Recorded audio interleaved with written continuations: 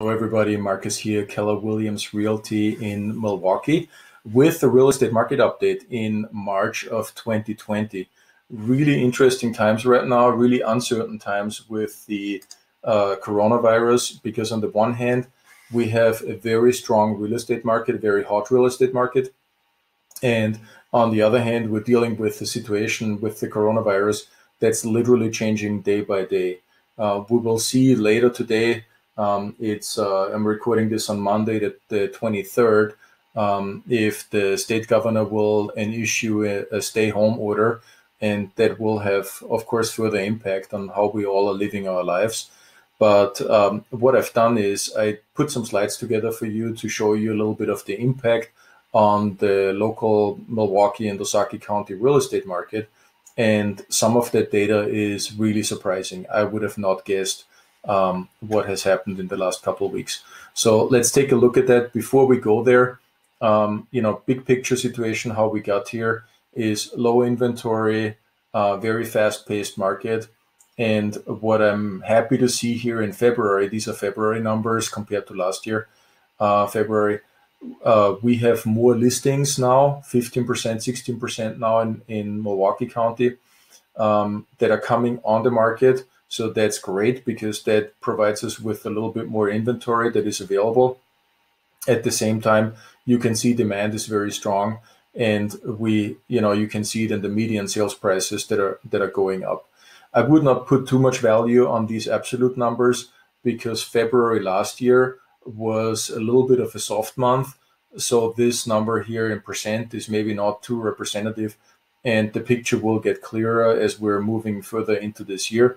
But you can definitely see where prices were going, and also where the velocity in the market is going, increasingly fast. So the big question, of course, is what's the impact of the coronavirus on the real estate market? And the one piece of hard data I can put in front of you is accepted offers in Milwaukee County over the last 5 weeks. So this is data directly out of the MLS. And when a buyer makes an offer, a seller accepts it, it's an accepted offer. It gets recorded on MLS. That's hard data that I can extract and analyze for you. And I was really surprised to see that last week we had 186 accepted offers in Milwaukee County.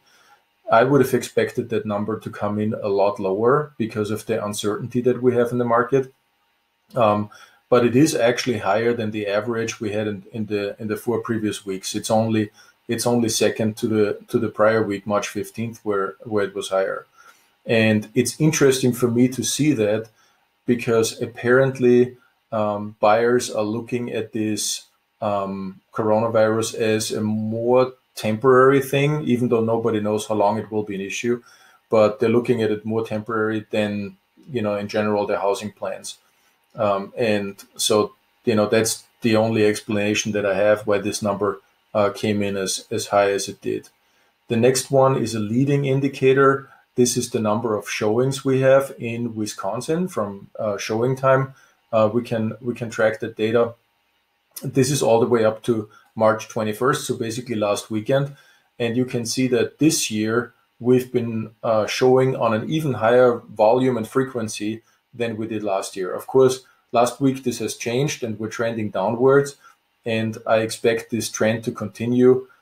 This is a leading indicator. It shows you buyer activity. It's still surprisingly strong. This could be minus 50%, but we are still above the zero line here, which I think is remarkable. As far as I know, everybody is exercising the necessary precaution, keeping 6-foot distance, showing empty houses, keeping people apart, washing your hands, using hand sanitizer, using gloves, etc., etc. I have stopped doing open houses 2 weeks ago. I think there's better ways of doing that. We've been doing that virtually, and it works really well. So there is good ways of dealing with this. And I think what we're seeing here is that the casual buyers have already left the market. The more serious buyers are still out there shopping and taking advantage of the low interest rates. It will be interesting to see how that is going to shake out in the next 7 days. We'll certainly keep an eye on that. For the big picture, I'd like to take you a little bit out to the stock market and to the last 5 epidemics that we had, because they're very different than the pandemic we have right now. They were not as much on US soil, and of course a lot smaller in their consequences. But even for these small epidemics, we have seen a relatively strong impact on the stock market.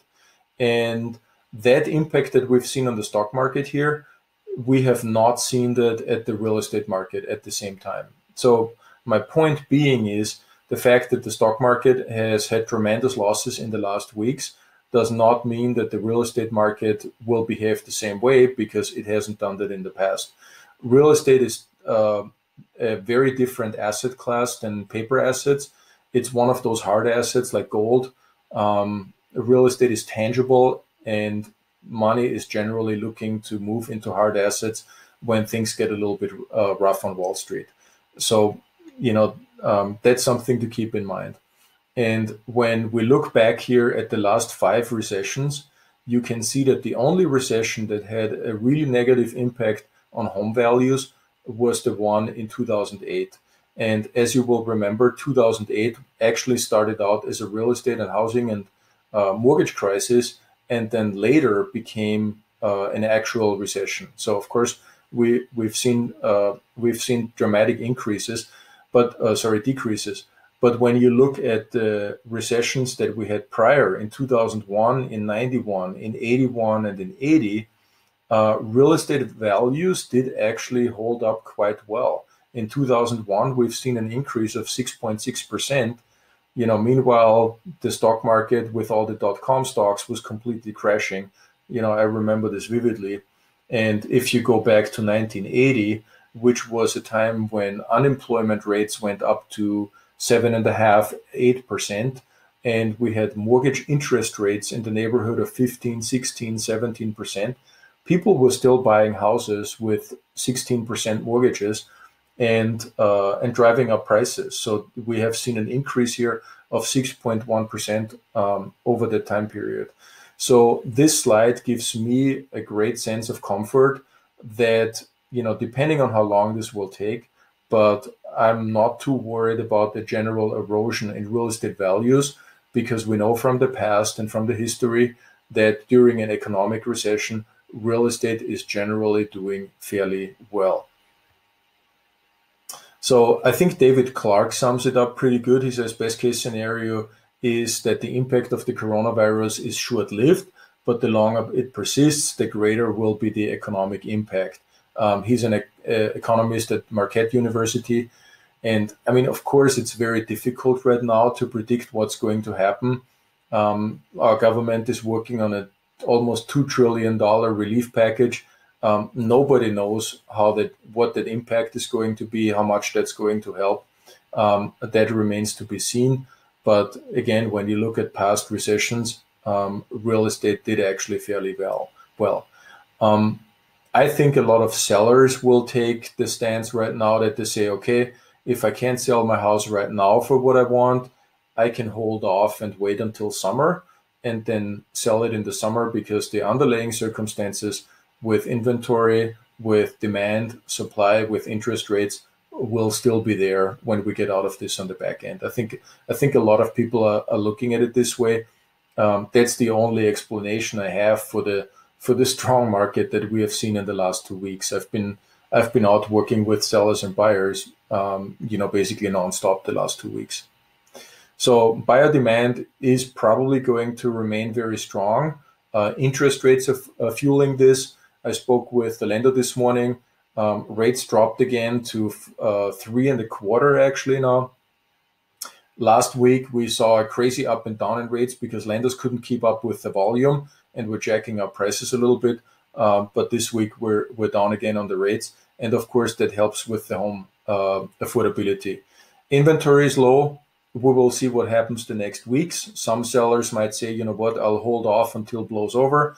So inventory might go down a little bit more than it is right now. At the same time, I would expect also buyer demand to go down right now, and people are just holding off and postponing their plans for a little bit later. So that remains to be seen, but no major change here on the fundamental underlying supply and demand situation and affordability situation. Which brings me to the next one here, which is the cost of renting and the cost of buying. The cost of renting is historically extremely high right now. It used to be more like 25, 26%. We're almost at 28%. And the cost of owning a home because of the interest rates is very low right now.